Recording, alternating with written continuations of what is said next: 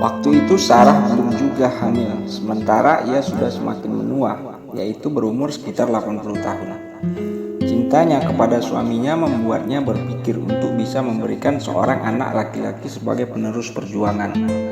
Maka ia pun meminta kepada Siti Hajar yang merupakan budak yang menjadi pembantunya saat itu, agar Siti Hajar mau menikah dengan suaminya yang saat itu berusia 85 tahun. Akhirnya Nabi Ibrahim menikahi Siti Hajar dan dikaruniai seorang putra bernama Ismail.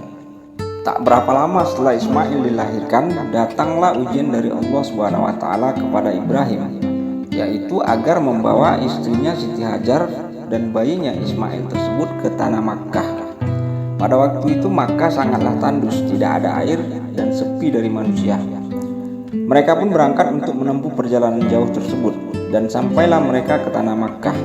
Nabi Ibrahim meninggalkan anak dan istrinya tersebut di bawah pohon besar dan meletakkan di dekat keduanya geriba berisi kurma dan wadah berisi air.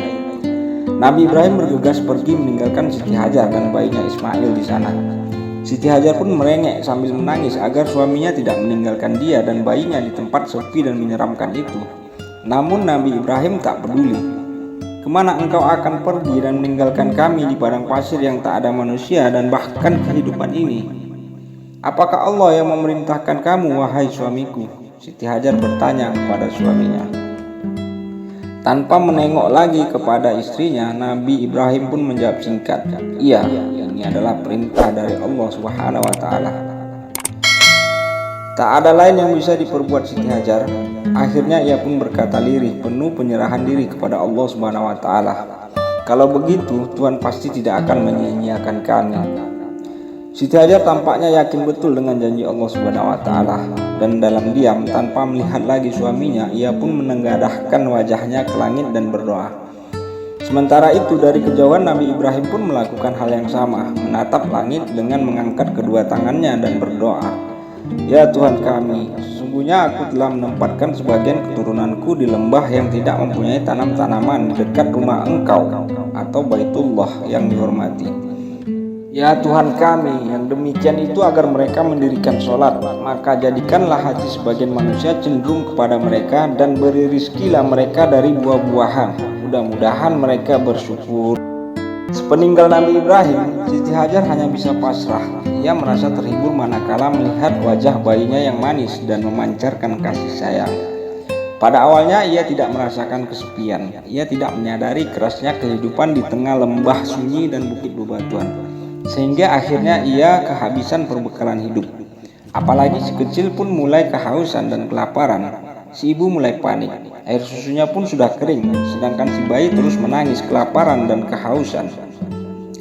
Siti Hajar tampak bingung bagaimana mencari air. Dalam kebingungannya, ia lari ke atas bukit Sofa, barangkali bisa melihat seseorang atau menemukan makanan dan minuman, namun ia tidak mendapatkan apa-apa. Lalu ia melihat bukit lain tampak dekat, yaitu Bukit Marwah. Ia pun berjalan menuju ke sana dan tidak mendapatkan bekas-bekas kehidupan. Ia berusaha bolak-balik di antara dua bukit itu hingga 7 kali. Siti Hajar pun kelelahan dan putus asa. Ia akhirnya ambruk di samping bayinya. Hatinya tercabik-cabik menunggu nasib. Ia berserah diri secara total. Siti Hajar berdoa agar pertolongan Allah segera datang. Tiba-tiba Siti Hajar mendengar ada suara dan muncul sebuah mata air. Dia pun mendekatinya dan membuat gundukan di sekitar air tersebut agar tidak mengalir kemana-mana. Air tersebut lalu diberikan kepada Ismail yang kehausan. Mereka berdua selamat melewati ujian itu. Mata air itu yang disebut sebagai air Zam-Zam. Tidak lama kemudian, datanglah kafilah dagang dari perjalanan menuju Syam. Mereka melihat seekor burung terbang di atas lembah itu. Seorang di antara mereka berkata, burung itu menandakan ada air di bawahnya. Lalu mereka mengutus seseorang untuk menyelidiki kemungkinan ada mata air. Orang itu pun kembali dengan kabar gembira.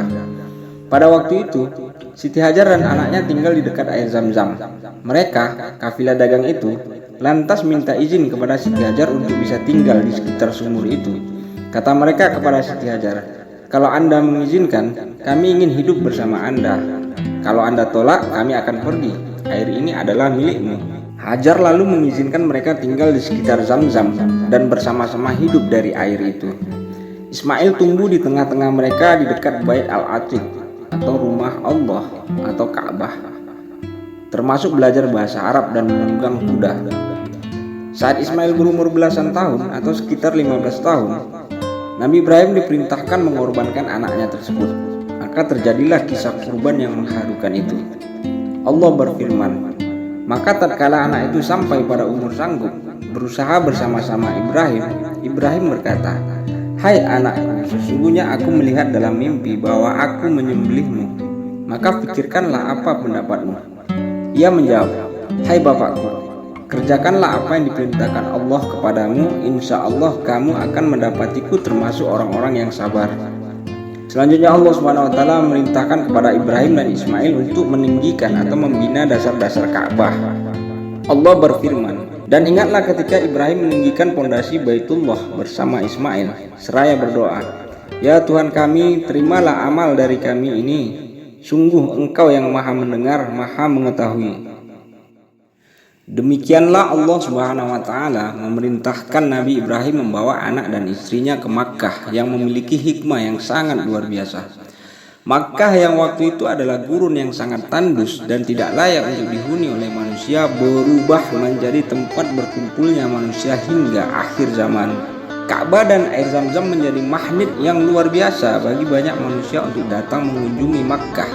Tanggung jawab mengurus Ka'bah dilaksanakan oleh keturunan Nabi Ismail sampai kepada Qusay bin Kilab bin Murrah, kakek buyut Rasulullah Muhammad SAW.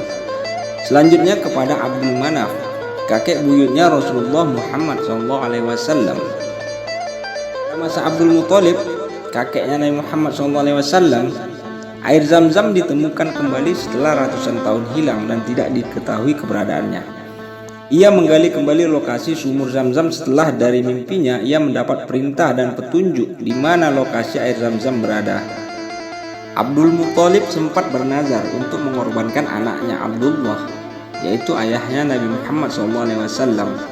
Namun akhirnya diganti dengan 100 ekor unta. Sehingga Nabi Muhammad SAW pernah bersabda, "Aku adalah keturunan dari dua orang bapak yang hampir disembelih." Hadis ini merujuk kepada Nabi Ismail alaihissalam dan Abdullah, ayah kandungnya Nabi Muhammad SAW. Dari perjalanan kisah ini, apakah perintah Allah SWT kepada Ibrahim agar membawa istri dan anaknya ke Makkah adalah nubuatan bahwasanya kelak Nabi terakhir yang datang adalah berasal dari Makkah, keturunannya Ibrahim dari Ismail, yaitu Nabi Muhammad SAW, yang seluruh umatnya senantiasa memuliakan beliau dan Nabi Ibrahim beserta keluarga-keluarganya sampai dengan akhir zaman. Hal ini dilakukan oleh umat Islam ketika melaksanakan sholat fardu 5 waktu setiap harinya. Wallahu a'lam bishawab.